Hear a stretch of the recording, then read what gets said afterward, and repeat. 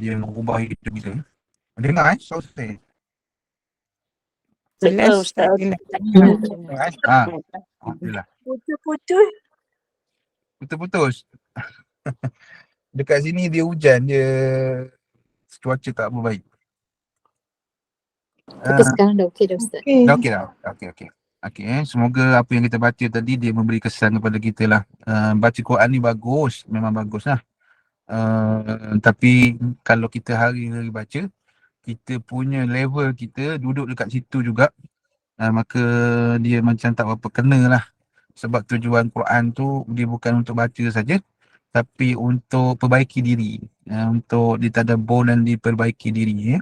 Jadi kalau kita baca Quran mulut leza, baca Quran masa kita tak tentu baca Quran, kita mengata orang, baca Quran pakai mengata-kata bersepah-sepah, tak tak ikut peraturan, maka dia tak apa kena dengan tujuan Quran tu sendiri. Sebab Quran tu antara tujuannya ialah dia memperbaiki manusia, ya. Jadi kita baca Quran hari-hari, dalam masa yang sama kita nak kena perbaiki diri, ya, supaya dia selaras dengan apa yang kita baca tu, ya.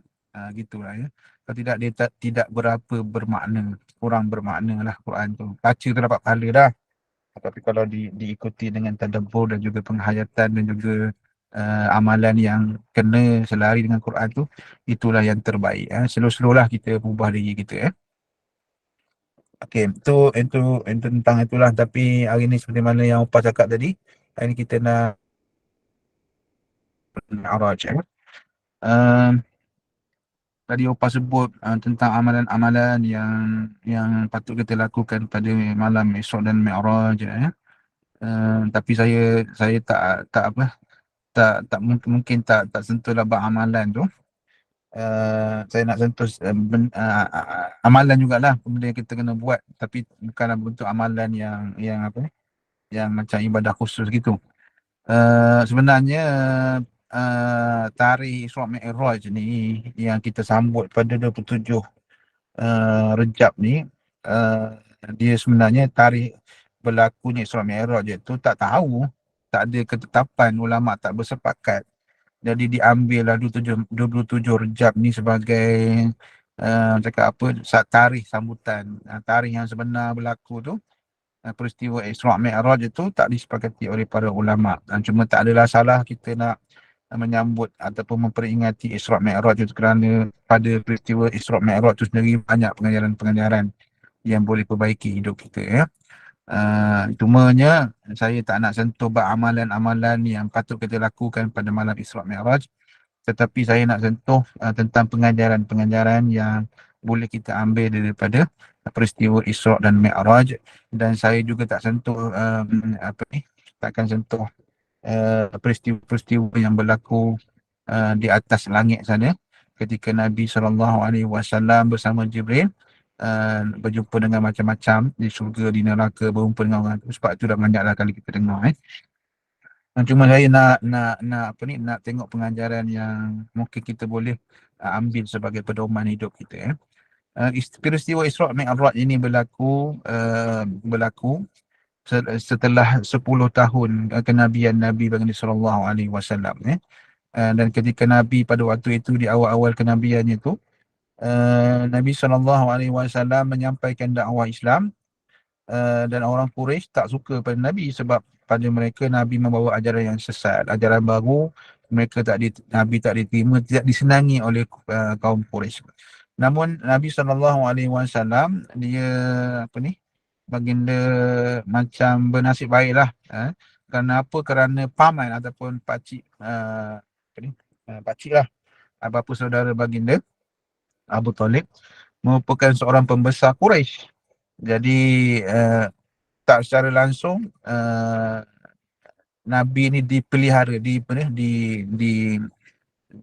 inilah ada orang cakap ada backup lah oleh Abu Talib ni. Jadi orang-orang Quraisy ni tak berani nak kacau Nabi menyampaikan dakwah begitu. Jadi Nabi tak ada orang kacau lah. Sampai satu masa Abu Talib pun mati. Nak cakap meninggal dunia tak boleh sebabnya, kan tak boleh lah. sebab dia tak Islam.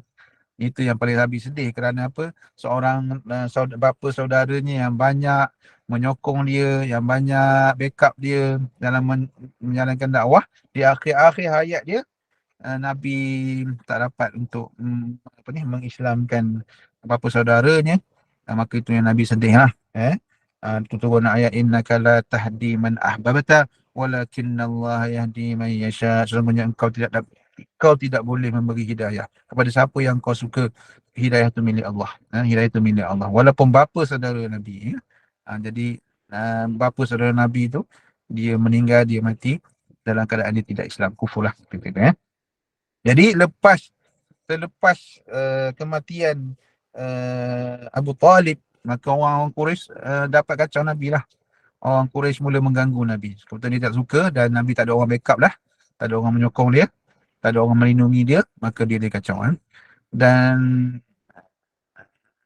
pada tahun yang sama, tak lama lepas tu, seorang yang kuat menyokong baginda sallallahu alaihi wasallam, iaitu isteri baginda, Khadijah, juga meninggal dunia.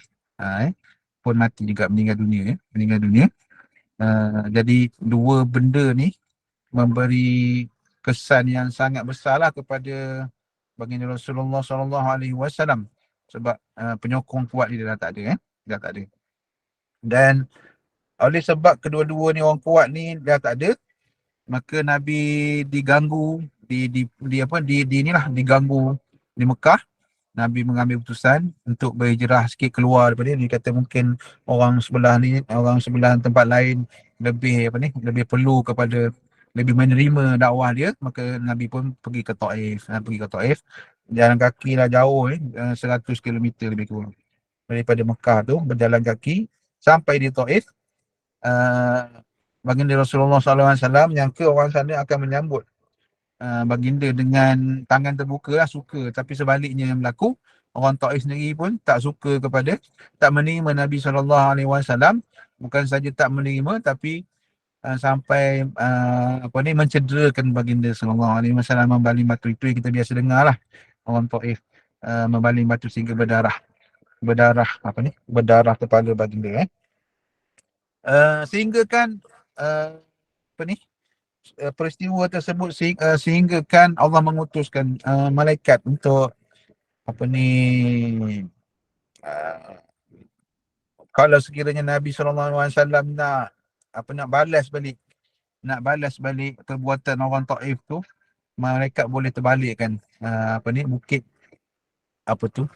uh, untuk menenggelamkan orang Taif. Tapi Nabi kata tak apa, dia kata fa innahum qauman la ya'lamun, sesungguhnya mereka itu kaum yang tidak mengetahui, gitu. Lepas tu Nabi berdoa. Nabi rasa sedih lah, sebab pertama Abu Talib meninggal, yang kedua Siti Khadijah meninggal, yang ketiga nak sampaikan dakwah di Taif pun kena reject, orang tak suka kan. Sehinggalah Nabi merintih dengan satu ucapan, dengan doa yang sangat, cakap apa, deep lah, doa yang sangat deep, sehingga kan doa tersebut menggegah aras, boleh kata begitulah. Sehingga kan doa tersebut menyebabkan uh, berlakunya peristiwa Isra' dan Mi'raj. Saya bacakan doa tu, tapi dah terjemah bahasa Melayu lah. Ya Allah, aku mengadu kepadamu kelemahanku, sedikitnya kemampuanku dan hinanya aku pada pandangan manusia. Ini selepas ditolak oleh penduduk Taif. Wahai Tuhan yang Maha Pengasih, kamulah Tuhan golongan yang lemah dan kamu juga Tuhanku. Kepada siapa kamu serahkan aku? Kepada orang jauh yang memandangku dengan wajah bengis, atau kepada musuh yang menguasai urusanku? Sekiranya kamu tidak murka kepadaku, aku tidak peduli apa yang menimpa, namun keselamatan daripadamu lebih melapangkan aku. Maksudnya Nabi kata, kau lepas ditolak ni, kau nak utuskan aku ke mana-mana pun tak, nak utuskan orang tempat orang yang garang ke apa bersama pun aku rela. Satu je syaratnya kau jangan murka kepadaku. Maksudnya kau redha kepadaku. Aku berlindung dengan cahaya wajahmu yang menyinari kegelapan serta memperelok urusan dunia dan akhirat. Aku berlindung daripada kemarahanmu dan kemurkaanmu terkena kepadaku. kamu berhak untuk mencela aku sehingga kamu rela tiada Tuhan yang dan tiada kekuatan melainkan denganmu. Nabi mengucapkan doa ni sehinggalah aras tu bergegar, cakap apa, dia sampai ke langit, membuatkan berlakunya peristiwa Isra' dan Mi'raj sehingga Nabi balik ke Mekah. Dan berlaku peristiwa Isra' dan Mi'raj Nabi. Isra' tu maksudnya perjalanan Nabi daripada Masjidil Haram ke Masjidil Aqsa. Adapun Mi'raj itu ialah Nabi naik ke langit bersama malaikat. Jadi panjang saya cerita tadi tu, saya nak ambil beberapa poin yang kita boleh jadikan pedoman dalam hidup kita. Yang pertama sekali ialah fitrah ataupun sunnatullah. Sunnatullah, kalau kita nak buat satu perkara yang baik, satu perkara yang besar, satu projek, tak kira lah peringkat mana sekalipun, peringkat keluarga ke, peringkat daerah ke, peringkat sekolah ke, peringkat negara, apatah lagi, benda-benda yang baik ni dia mesti ada ujian. Dia takkan senang-senang dia akan berjaya. Dia mesti ada ujian. Mesti ada ujian. Sebagaimana yang ditunjukkan Nabi SAW lah. Nabi nak sampaikan Islam, nak sebarkan Islam. So setiap kebaikan itu yang kita nak buat tu, dia mesti ada ujian. Jadi apa pasal ujian tu ada? Kerana ujian tu lah nak memfilter kita. Dia nak menilai kita, kesabaran kita. Kita mesti dengar ayat Quran sebut, ayat Quran berbunyi, am hasibatum an tadkhulul jannata walamma ya'lamillahu alladhina jahadu minkum wa ya'lamus sabirin. Adakah mudah-mudah kamu menyangka kamu boleh masuk syurga, kamu boleh dapat tempat yang bagus, syurga lah maksudnya, sebelum kamu ni bersungguh-sungguh berjihad, dan sebelum kamu di nak tengok kamu betul-betul sabar ke tak, Jadi ujian-ujian yang datang kepada kita ni, satu je sebenarnya, tengok kita, kesungguhan kita dan sejauh mana kesabaran kita. Begitu juga dalam satu ayat sebut, am hasibatum an tadkhulul jannata walamma ya'tikum mathalul ladzina khalau min qablikum massathumul ba'sa'u wad-dharra'u wa zulzilu hatta yaqula ar-rasulu wal ladzina amanu ma'ahu mata nasrullah. Adakah kamu menyangka kamu boleh masuk syurga mudah-mudah sebelum kamu ditimpa dengan apa yang ditimpa oleh orang-orang sebelum kamu? Mereka tu ada ditimpa massathumul ba'sa wad-dharra'u wa zulzilu. Dugaan kecil, dugaan besar, goncangan-goncangan, sampailah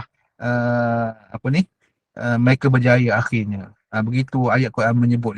Jadi perkara-perkara yang baik ni, kalau kita nak buat satu perkara yang baik, patut perubahan tu apa ke, kita jangan mudah-mudah kita menyangka bahawa dia boleh berlaku dengan mudah. Dia mesti ada cabaran. Ini satu sunnatullah. Ini satu orang cakap apa? Satu lumrah. Jadi nak menguji iman kita. Dan iman kita ni bertingkat-tingkat. Semakin banyak kita punya juhud, semakin banyak kita punya ikhtiar tu, semakin kuatlah kita punya cabaran. Sebab tu ada istilah orang cakap iman. Kalau kita pergi masjid contohnya, nak pergi sembahyang berjemaah, orang lelaki lah. Dia ada iman hujan renyai-renyai, ada iman hujan lebat, ada iman hujan yang ribut petir. Maksudnya macam ni, maksudnya kalau dengan sebab hujan renyai-renyai tu dah, kalau kita pergi masjid, tiba-tiba hujan renyai, menyebabkan kita terhalang nak pergi masjid. Jadi iman kita turun yang hujan renyai hujan gerimis dia, iman gerimis dia panggil. Tapi kalau benda tu tak menghalang kita pergi, dia naiklah level tu. Ataupun kalau hujan tu lebat lagi, maka kita dapat lalui tu, maka iman kita makin tinggi lah. Begitulah ada tingkat-tingkat dia. Jadi kalau kita sikit-sikit mengajuk, sikit-sikit orang komplain, sikit-sikit orang komen ke apa ke, membuatkan kita mengajuk, membuatkan kita patah hati tu, tu maknanya iman kita ni iman gerimis lah baru. Orang cakap sikit bagi kita nak mengajuk apa semua, tu baru iman gerimis namanya. Sebab kita kena faham, setiap ujian, setiap perkara-perkara baik tu mesti ada ujian. Itu yang pertama. Yang kedua, yang kita boleh ambil pengajaran ialah bagaimana sikap Nabi SAW. Sikap Nabi SAW berhadapan dengan sikap orang Taif tu. Orang Taif yang bukan saja menolak tetapi menyakiti baginda sehingga berdarah baginda.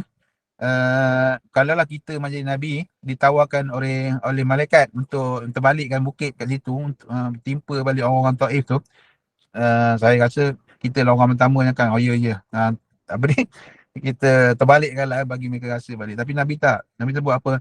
La fa innahum qauman la ya'lamun. Jangan, mereka itu boleh jadi orang yang tidak tahu. Mereka tidak tahu, ya. Jadi tak terlaksana lah. Terlaksana lah apa ni, rancangan nak terbalik kan, ataupun nak timpakan bukit tu. Uh, jadi sikap Nabi ni ada satu sikap yang orang panggil apa? Sikap yang profesional.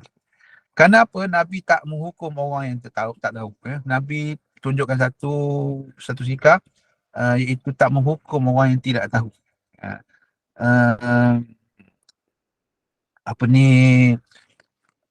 kalau kita mestilah kita balas balik, ya. Mestilah kita balas balik. Uh, dan benda ni terbukti di zaman sekarang. Kalau orang cemooh kita dekat media sosial, contohnya, ataupun di kehidupan secara langsung, secara live lah, gitu, orang-orang kutuk kita, kita akan kutuk balik. Orang fitnah kita, kita fitnah dia balik. Orang cakap buruk pada kita, kita cakap buruk dia balik. Tapi Nabi tak buat begitu. Nabi tunjukkan satu contoh, satu sikap profesional yang patut kita contohi. Al-Quran menyebutkan, la tastawil hasanatu walas sayyi'ah idfa' billati hiya ahsan. Benda yang baik dan benda yang buruk tu dia punya kesannya tak sama. Tak sama, idfa' billati hiya ahsan. Jadi kalau orang buat buruk kepada kita, janganlah kita balas dengan keburukan balik. Kerana kalau kita balas dengan keburukan, maksudnya kita pun sama-sama dengan orang tu, level yang sama juga, ya.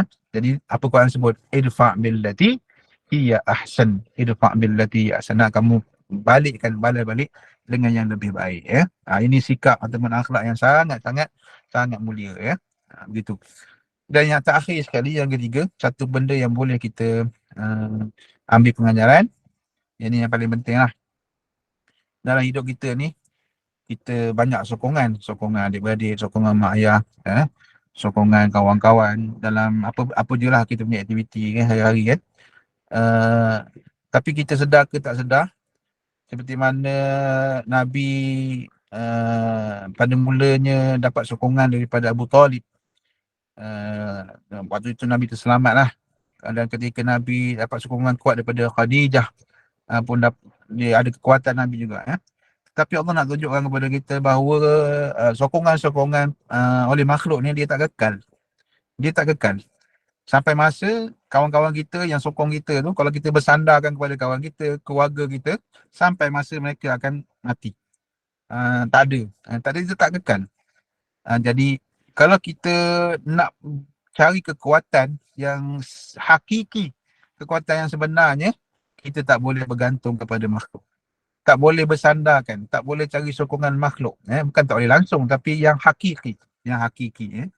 Jadi sokongan yang hakiki itu dia hanya ada pada Allah Subhanahu Wa Taala. Kekuatan tu hanya ada pada Allah Subhanahu Wa Taala. Allah nak tunjuk itulah. Kalau kita berharap pada makhluk, kita akan kecewa. Kenapa? Makhluk pun ada kelemahan juga. Berharap kepada keluarga, kawan-kawan kita, akhirnya dia mati juga. Jadi makhluk ni ada kelemahan. Jadi kekuatan, kalau kita nak betul-betul kuat, kita kena berharap dan bersandar hakikatnya hanya kepada Allah Subhanahu Wa Taala. Kerana itulah punca kekuatan kita. Jadi ini 3 perkara yang boleh kita ambil daripada pengajaran Isra Mi'raj ni. Pertama sekali ialah kalau kita nak buat benda baik, projek besar-besar, di peringkat apa peringkat sekalipun, kita tak boleh fikir yang benda tu akan mudah aja, akan berjaya. Mesti ada ujian, kerana ujian itu dia meninggikan kita punya tahap kita, menaikkan darjat kita. Yang kedua, kita balaslah benda yang orang buat baik, orang buat buruk kepada kita dengan kebaikan. Ni memang susah lah, tapi itu kita kena usaha. Dan yang ketiga sekali, kalau kita nak cari penggantungan sokongan, carilah ataupun haraplah pergantungan kepada Allah Subhanahu Wa Taala, kerana kekuatan ataupun sokongan yang hakikinya hanya ada pada Allah Subhanahu Wa Taala, ya. Yang lain tu semua makhluk tu tak kekal, ya. Allah yang kekal. Wallahu a'lam. Ya apa?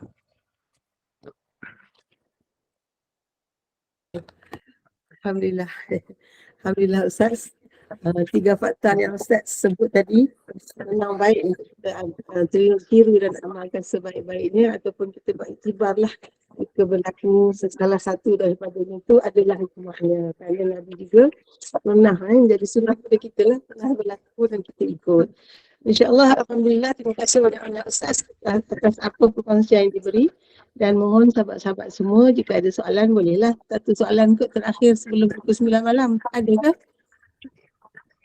1, 2, 3. Semua faham Ustaz ada soalan. Okey. Untuk itu, kita berhenti di sini juga dulu. Kita tangguhkan majlis kita. Silakan Ustaz dengan tasbih kafarah dan juga suratul as. Silakan. Alhamdulillah, kita tangguhkan kita punya majlis pada malam ini dengan tasbih kafarah. Subhanakallah wa bihamdika asyhadu an la ilaha illa anta wa astaghfiruka wa atubu ilaik. Bismillahirrahmanirrahim. Wal 'asr innal insana lafi khusr illa alladhina amanu wa lis-solihat wa tawasaw bil haqqi wa tawasaw bis sabr. Assalamualaikum warahmatullahi wabarakatuh. Waalaikumsalam. Terima kasih Ustaz.